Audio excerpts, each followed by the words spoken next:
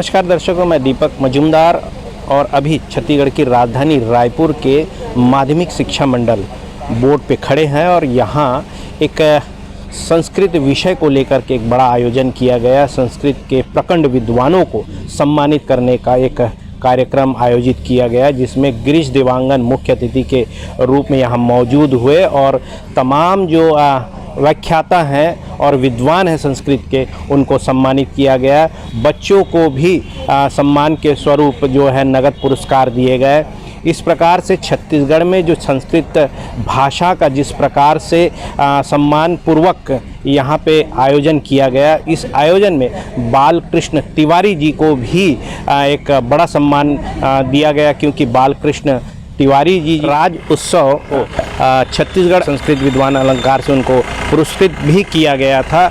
ऐसे महान विभूतियों को यहाँ पे मंच के माध्यम से उन्हें सम्मानित किया गया और ये अच्छा एक पहल है, एक बड़ी पहल है कि छत्तीसगढ़ में संस्कृत भाषा को और उसको और बड़े मुकाम पे ले जाने की कोशिश है। और विद्वान ये भी कह रहे हैं कि एक अच्छा मिला जुला अगर प्रयास होगा तो ये पूरे देश में फिर से संस्कृत भाषा की एक प्रचलन जो है आ जाएगी, क्योंकि अब जो है अंग्रेज़ी और हिंदी भाषा को लेकर के जिस प्रकार का प्रचलन है, उस स्तर पे अब संस्कृत भाषाओं को भी पहुंचाने का एक बड़ा प्रयास इस बोर्ड की तरफ से, संस्कृत बोर्ड की तरफ से किया जा रहा है।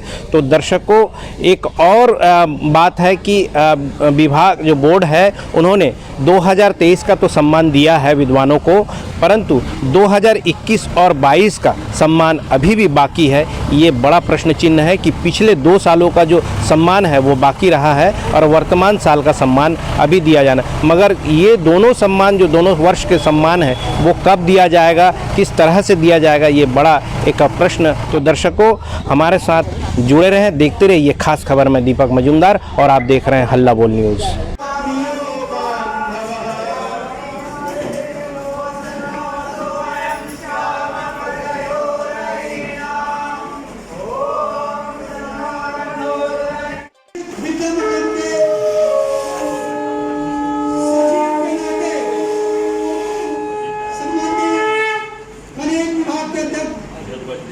सम्माननीय गिरीश देवांगन जी का भी मैं स्वागत करना चाहता हूँ।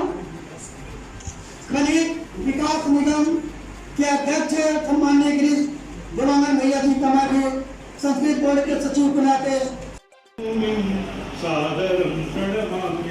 छत्तीसगढ़ मैदानी के लिए समर्पित श्लोक थे। महर्षि वेद व्यास सम्मान, यह तो सम्मान है राष्ट्रीय स्तर का सम्मान होता है। संस्कृत के बारे में डॉक्टर मनीष त्रिपाठी जी ने जो योगदान जो दिया है, आप संस्कृत के बारे में जो कार्य किए हैं वह अतुलनीय है। ऐसे विद्वान को 31,000 जो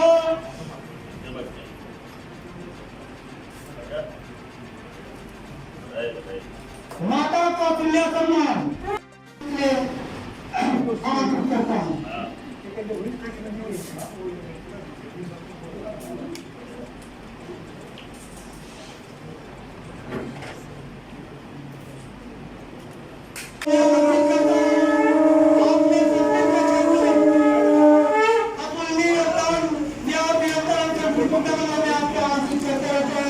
आपको भी 31,000 रुपए से साल और प्रतीक चिन्ह से सम्मानित किया जा रहा है।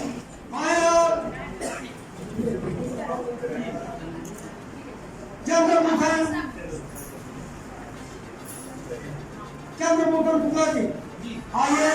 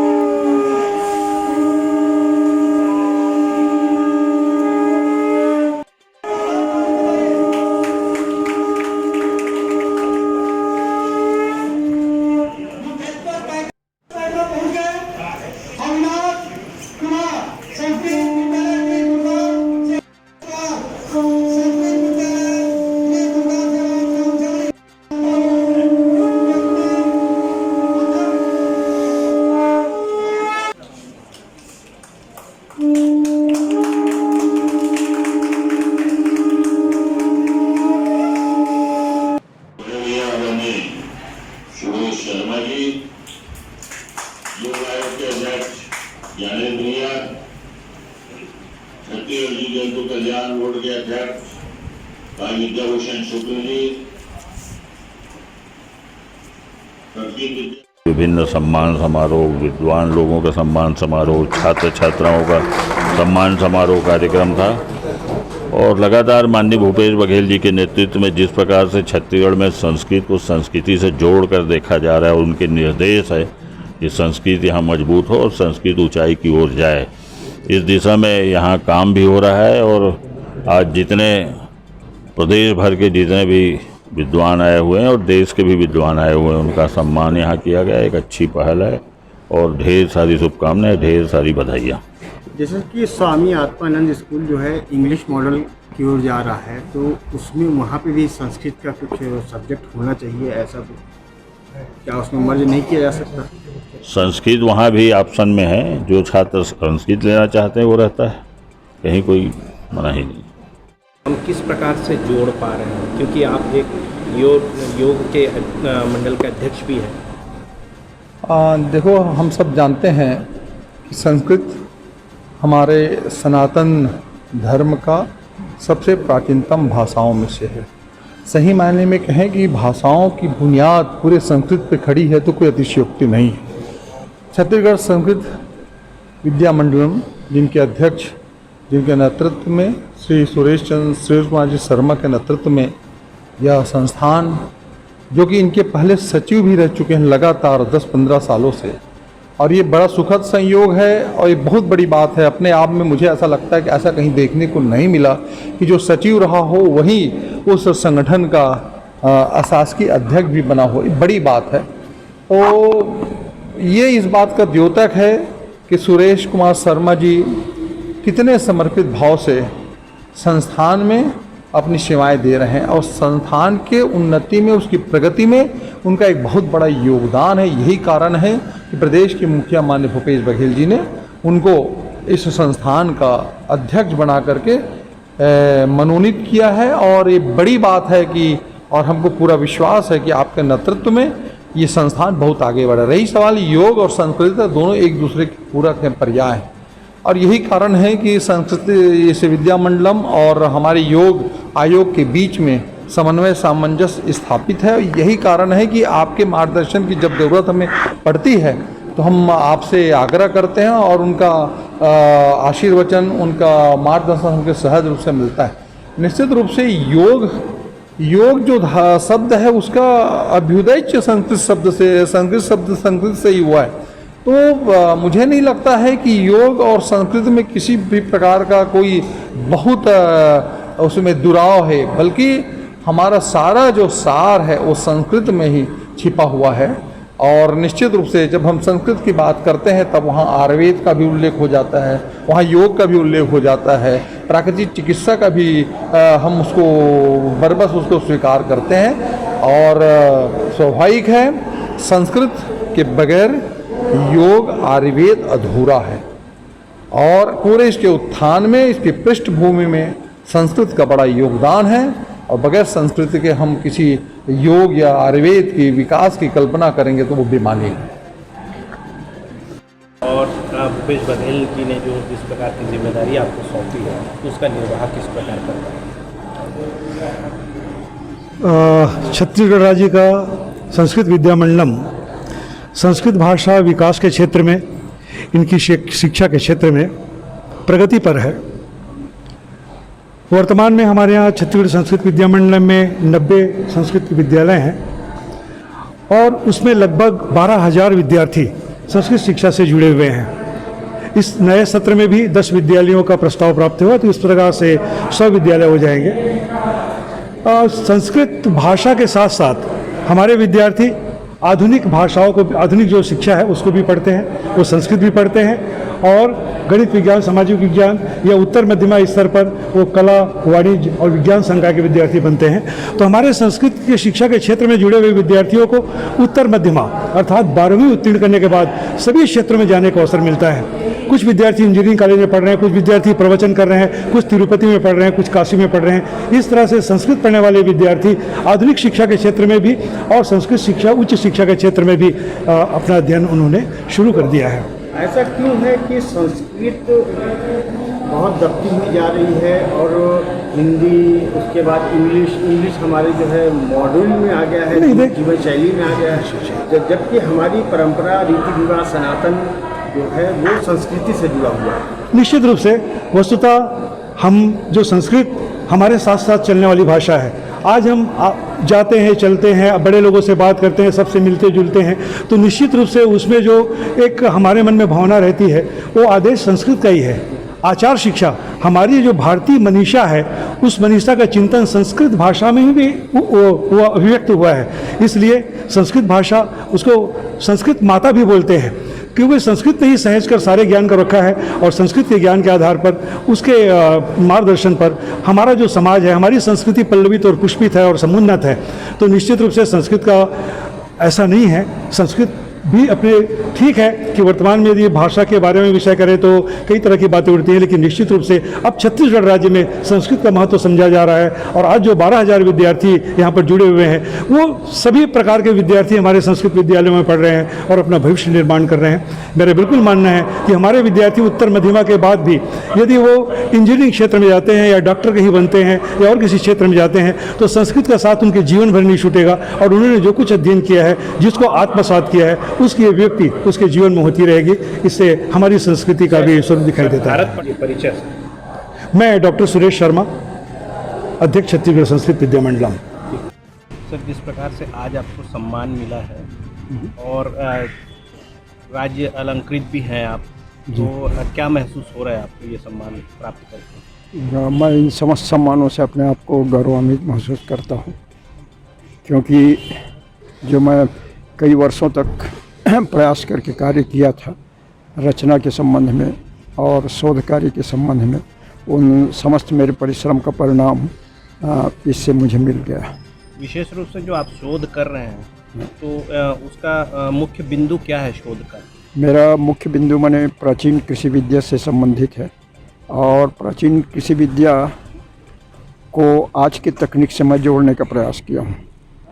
प्राचीन कृषि विद्या से लेकर के आज तक यदि देखा जाए तो केवल रासायनिक खाद के मामले में भी बस वृद्धि हुई है और बाकी सारी चीज़ें, सारी तकनीकें माने प्राचीन काल के अनुसार ही चल रही है आज भी और चलती रहेगी।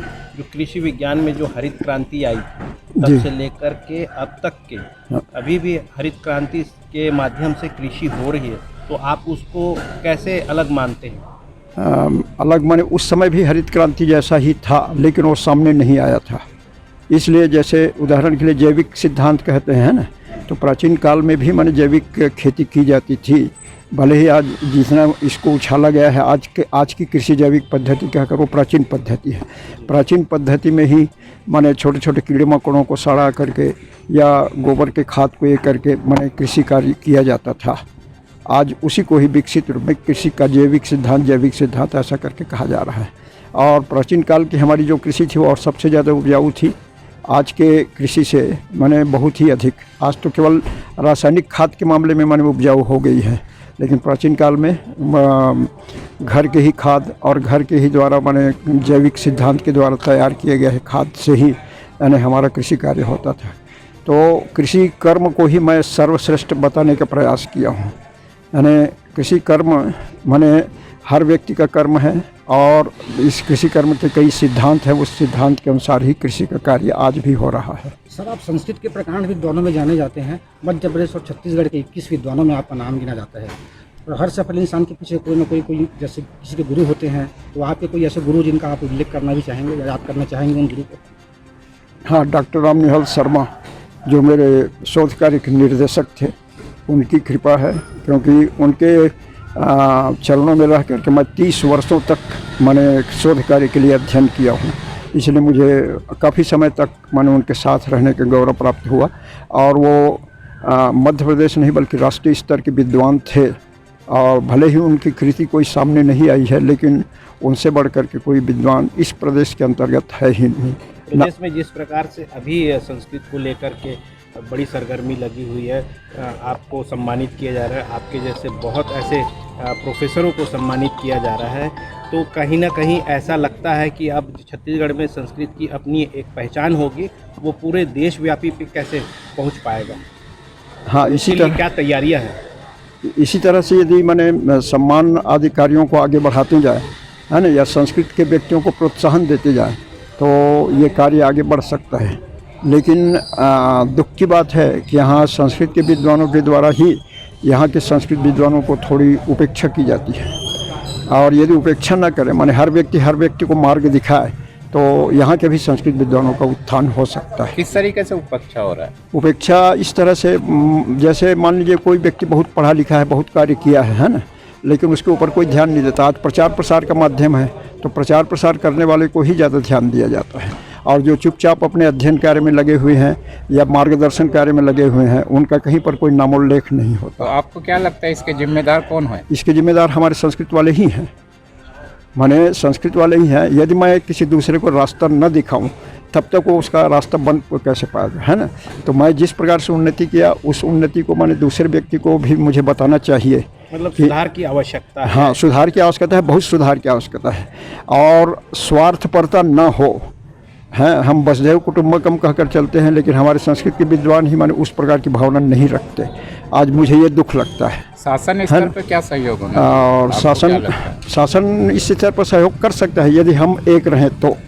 और संस्कृत विद्वानों में ही माने आपके प्रति मुझे ईर्ष्या द्वेष, उनके प्रति उनको ईर्ष्या द्वेष, ऐसा रहेगा तो आगे नहीं बढ़ सकता। परिचय, तो अपना परिचय। मेरा परिचय, मैं डॉक्टर बालकृष्ण तिवारी।